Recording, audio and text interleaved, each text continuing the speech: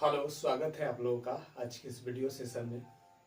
आज हम लोग मैप का अगला क्लास हरियाणा राज्य के बारे में पढ़ेंगे।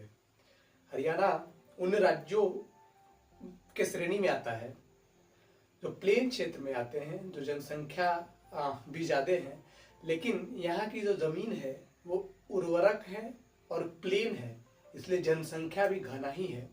हरियाणा राज्य की स्थापना 1 नवंबर 1966 में पंजाब से अलग होकर होती है।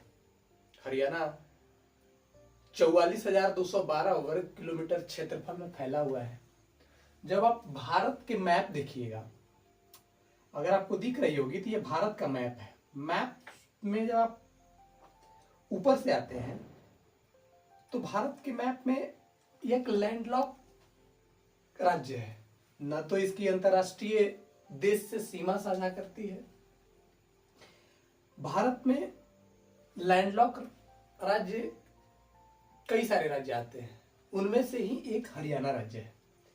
हरियाणा के बारे में वर्तमान में वहां के गवर्नर भंडारी दत्तात्रेय हैं, सीएम सैनी हैं।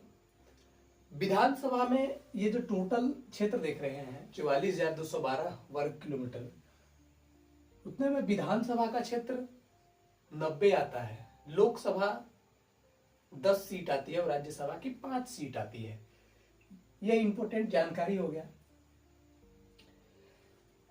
भारत की जितनी भी जनसंख्या है, जनसंख्या के हिसाब से अगर आप हरियाणा राज्य के बारे में अगर आप जानिएगा तो हरियाणा राज्य जनसंख्या के हिसाब से भारत के 18वें नंबर पे आते हैं। 18वें नंबर पे आते हैं। लगभग इनकी जनसंख्या 2 करोड़ से बेसी है। क्षेत्रफल भी कम है, पंजाब से अलग हुए हैं। 22 जिले हैं, 6 डिवीजन हैं। ये टोटल आप देख रहे हैं वो 22 जिले हैं और 6 डिवीजन हैं। लेकिन हम लोग सभी जिलों के बारे में जानना आवश्यकता नहीं है। हम लोग उन्हीं जिलों के बारे में जानेंगे या उन स्थानों के बारे में जो हमारे लिए महत्वपूर्ण है। जब आप हरियाणा के बारे में देखते हैं तो हरियाणा के चौहद्दी के बारे में हम पहले देख लेते हैं। हरियाणा के बारे में जब आप देखिएगा तो सबसे पहले हम लोग पंजाब और हरियाणा की चर्चा करते हैं। उत्तर पश्चिम में पंजाब राज्य से इसकी सीमा साझा होती है। जब उत्तर पश्चिम देख लिए तो उत्तर पूरब भी देख लेते हैं। उत्तर पूरब में उत्तर प्रदेश से और केंद्र शासित प्रदेश हमारी कैपिटल, नेशनल कैपिटल दिल्ली से सीमा साझा करती है। जब हम नीचे आते हैं, नीचे जब आप देखते हैं दक्षिण पश्चिम या पूरी दक्षिण के क्षेत्र, वो हरियाणा राजस्थान के साथ सीमा साझा करता है। ऊपर जब आप देखते हैं हरियाणा के बारे में, हरियाणा उत्तर पूरब में हिमाचल प्रदेश के साथ सीमा साझा करता है। हरियाणा के बारे में हम लोग उन स्थानों के बारे में देखेंगे जो हमारे लिए जानकारी इंपॉर्टेंट है। हरियाणा जब हिमाचल प्रदेश या जम्मू कश्मीर, उधर से जब आप ऊपर आइएगा, सबसे पहले हम लोग इसकी राजधानी के बारे में देख लेते हैं। अगर आपको दिख रहा होगा तो हरियाणा की राजधानी एकदम बीच में, ऊपर के पास, आसपास बीच में। मैंने बताया था कि हरियाणा और पंजाब की संयुक्त राजधानी चंडीगढ़ के रूप में है और चंडीगढ़ एक केंद्र शासित प्रदेश के रूप में है। तो अगर आपका पहले अगर आप देखे होंगे मेरा वीडियो, तो उसमें चंडीगढ़ का लोकेशन हरियाणा और इसके बीच में है। देखिएगा यहाँ पे पंजाब के बीच में। वहां से जब आप नीचे आइएगा तो कुरुक्षेत्र के बारे में जानिएगा। कुरुक्षेत्र आज नहीं, हमारे आदि ग्रंथ महाभारत और रामायण की चर्चा करते हैं। महाभारत में लड़ाई का पूरा सिनेरियो यही मैदान कुरुक्षेत्र में रहा। कुरुक्षेत्र से जस्ट नीचे आइएगा, आप देखिएगा कुरुक्षेत्र से मैप में आप देखिएगा तो जस्ट नीचे, थोड़ा सा नीचे कैथल है। कैथल भी महत्वपूर्ण जगहों में से एक है। अगर आप इतिहास पढ़े होंगे, भारत की प्रथम महिला शासिका के रूप में रजिया सुल्तान को जाना जाता है और यही कैथल उनकी कब्र खुद गई, यही कैथल में उनकी हत्या कर दी गई डाकुओं द्वारा। कैथल में ही रजिया सुल्तान की मौत हो गया था। जस्ट उसके चंडीगढ़ के और कुरुक्षेत्र, कैथल, तीनों के ऊपर आप देखिएगा तो अंबाला कैंट है। अंबाला में हमारे भारतीय सेना का भी कैंट है, एयर फोर्स का भी बेस है। अगर आप स्ट्रैटेजिक लोकेशन के हिसाब से भारत के मैप में देखिएगा तो जो अंबाला है, अंबाला से कहां कहां, अंबाला से एकदम नजदीक में कौन सा है, पाकिस्तान है, इधर चाइना है। तो समझिए कि कितना महत्वपूर्ण एयरबेस में से एक है। अंबाला एयरबेस पे राफेल जैसे विमानों को रखा जाता है, समझिए कितना इंपोर्टेंट है। और कैंट है, अंबाला कैंट के नाम से जानते हैं। जनरली हम लोग जब भी ट्रेन पे चढ़ते हैं station Ambala cant containment zone होता है, आर्मी क्षेत्र, उसकी सैनिक छावनी के क्षेत्र में आता है। उसके अंदर जो एडमिनिस्ट्रेटिव और एग्जीक्यूटिव प्रशासनिक और जितने भी कार्य, विकास के कार्य होंगे वो सेना के द्वारा किया जाएगा उस क्षेत्र को। तो इसी को हम लोग कहते हैं containment zone, short form cant के नाम से जानते हैं। तो अंबाला कैंट के बारे में स्ट्रेटेजिक लोकेशन देख लिए।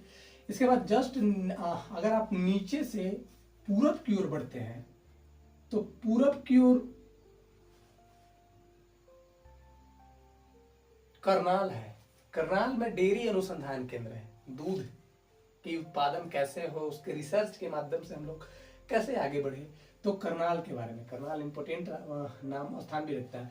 तो कई बड़े बड़े शहरों के बारे में अगर आप देखिएगा तो ये हरियाणा के ऊपर की ओर है शहरें। नीचे जब आते हैं आप तो नीचे जस्ट आप राजस्थान के ये गलियारे में देखते हैं, राजस्थान के दक्षिण पश्चिम में देखते हैं हिसार है। हिसार में भैंस उत्पादन केंद्र है, भैंस अनुसंधान केंद्र है, उत्पादनी भैंस अनुसंधान केंद्र है। हिसार के बाद आगे जब आप सीधे अगर ये कोना पे आते हैं तो फरीदाबाद है।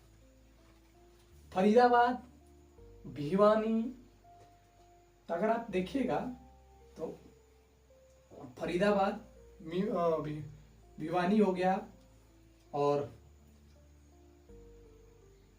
फरीदाबाद हरियाणा का औद्योगिक शहर के रूप में है। क्यों है? इसके बाद अगर आप आगे से देखिएगा तो चूंकि दिल्ली को तीनों तरफ से अगर कोई घेरे हुए है तो हरियाणा राज्य है। दिल्ली अगर आपको यहाँ दिख रहा होगा, दिल्ली अगर आप यहाँ भी देखिएगा भारत के मैप में भी, तो ये नेशनल कैपिटल ऑफ रीजन है।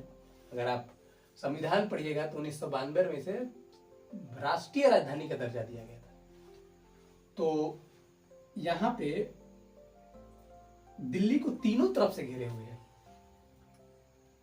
दिल्ली के आसपास का जो इतने बड़े एरिया है, पहले इसे हम लोग गुरुग्राम के नाम से जानते हैं, गुड़गांव कहते हैं जनरली जितने भी भारत में है।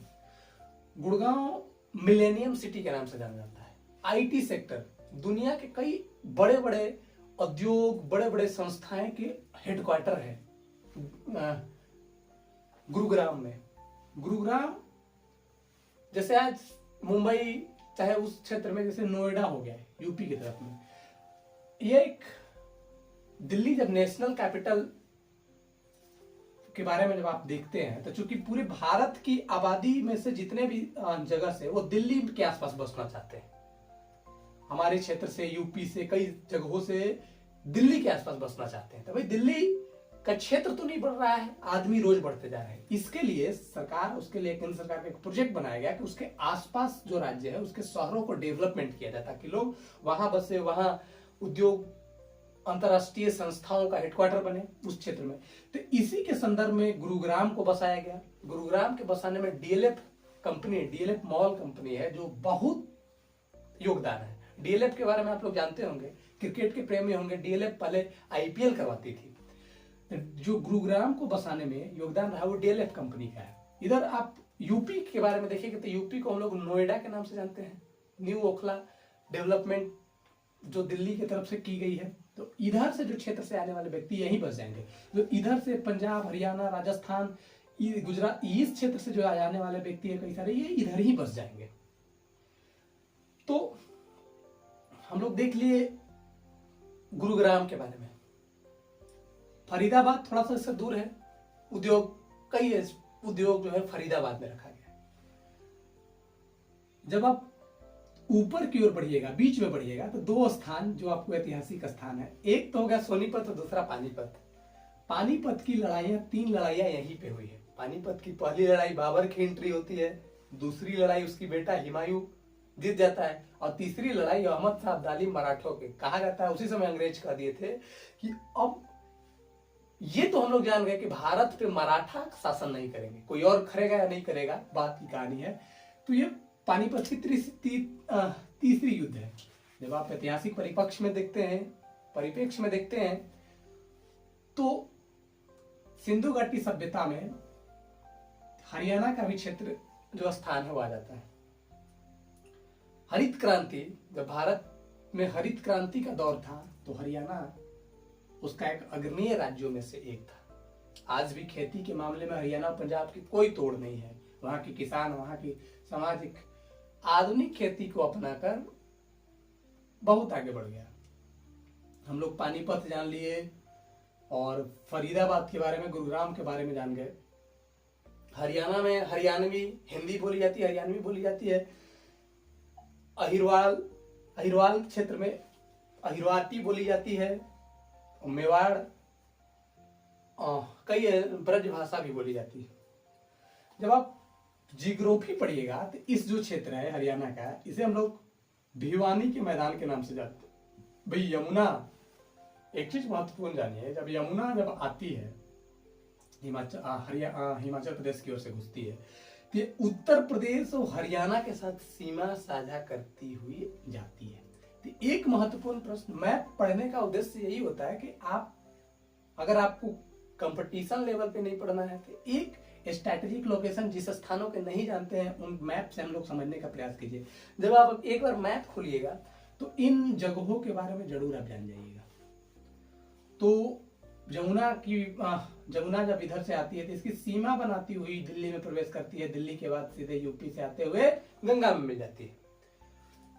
तो हरियाणा और दिल्ली के आसपास जो राजनीति गरमाई हुई रहती है कि हरियाणा सरकार पानी क्यों छोड़ रही है दिल्ली में, ऐसे कई ऐसे महत्वपूर्ण घटनाएं हैं। आज हम लोग हरियाणा के बारे में ओवरऑल जानने का प्रयास किया। अगर आपको अच्छा लगा होगा तो इस वीडियो को जरूर लाइक कीजिएगा, हमारी चैनल को सब्सक्राइब कीजिएगा। धन्यवाद।